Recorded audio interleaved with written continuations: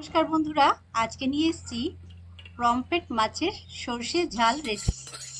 খুবই সোজা পদ্ধতিতে খুব কম সময়ের মধ্যে আপনাদের এই পমফ্রেট মাছের সর্ষে ঝাল রেসিপিটি দেখাবো। আপনারা ভিডিওটা শেষ পর্যন্ত দেখবেন। এখানে সাদা সর্ষে আর লাল সর্ষে দু রকমের সর্ষে সমান সমান নিয়েছি।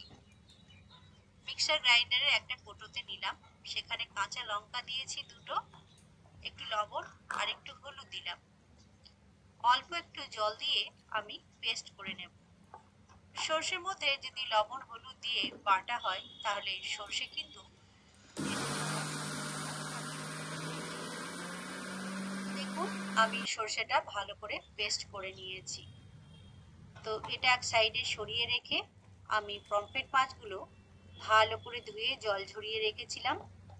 এই মাছের মধ্যে এবার লবণ আর হলুদ মাখিয়ে নিচ্ছি ভালোভাবে।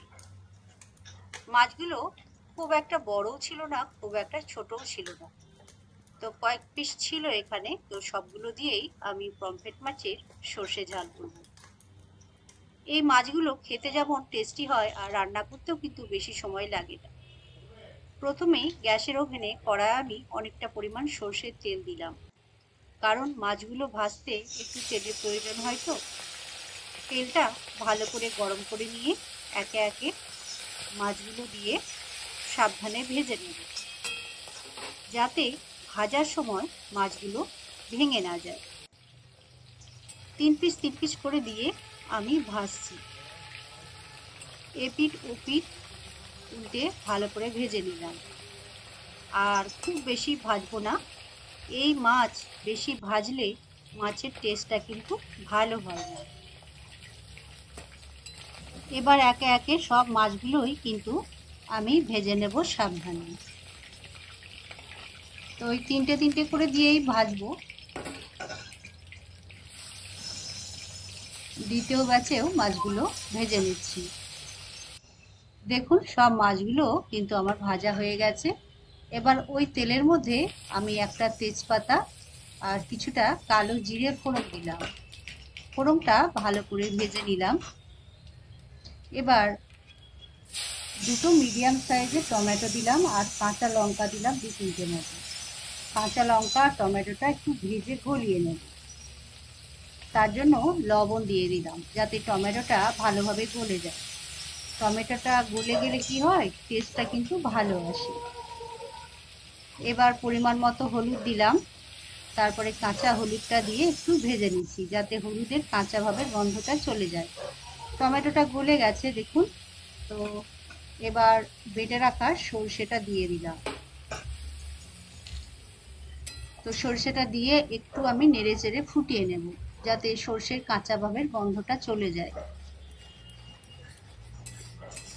তো দেখুন সর্ষেটা কিন্তু আমি ভালোভাবে ফুটিয়ে নিয়েছি। ফোটানো হয়ে গেছে। এবার পরিমাণ অনুযায়ী জল দিচ্ছি। যতটা জলের প্রয়োজন হবে ঠিক ততটাই জল আমি দেব। যে যেরকম ঝোল খেতে পছন্দ করবে সেরকম জল অ্যাড করবেন।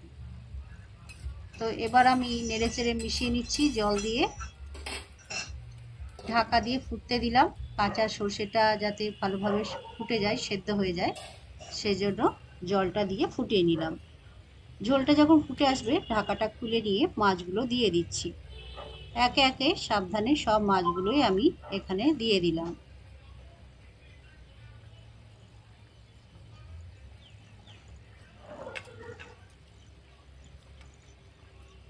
তো দেখুন সব মাছগুলো কিন্তু আমার দেওয়া হয়ে গেছে। এবার আমি উপর থেকে আবার ঢাকা দিয়ে দিলাম একটু সেদ্ধ হওয়ার জন্য। আর এই পমফ্রেট মাছ কিন্তু বেশি টাইম লাগে না সেদ্ধ হতে। তো এক পিঠ সেদ্ধ হয়ে গেছিল, 2 মিনিট মতো রেখেছিলাম ঢাকা দিয়ে। তো অন্য পিঠগুলো সব মাছে উল্টে দিচ্ছি যাতে দু পিঠই ভালোভাবে সেদ্ধ হয়। তো আবার আমি ঢাকা দিয়ে দিলাম ওই 2 মিনিটের মতো। 2 মিনিট পর ঢাকাটা খুলে নিলাম। এবার দুই পিঠ ভালোভাবে সেদ্ধ হয়েছে। তো পমফ্রেট মাছের সর্ষে ঝালটা রেডি হয়ে গেছে। তো নামানোর আগে আমি কয়েকটা ধনেপাতা কুচি দিলাম। এতে কি হয়, টেস্টটাও ভালো হয় আর দেখতেও ভালো লাগে। এটা অপশনাল, আপনাদের বাড়িতে ধনেপাতা থাকলে দেবেন, না থাকলে দেবেন। এবার আমি গ্যাসের ফ্লেমটা অফ করে দিয়েছি। তো নামানোর সময় একটু কাঁচা সর্ষের তেল দিয়ে দিচ্ছি, ওই 1 চামচ মতো।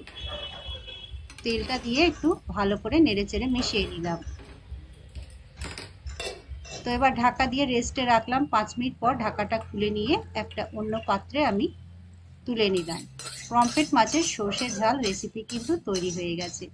কমেন্ট বক্সে লিখে জানাবেন কেমন হয়েছে। ভালো লাগলে লাইক, কমেন্ট এন্ড সাবস্ক্রাইব করবেন। সবাই পাশে থাকবেন। অসংখ্য ধন্যবাদ ভিডিওটা দেখার জন্য। চলুন বন্ধুরা, আজকের মতো এখানেই শেষ করছি।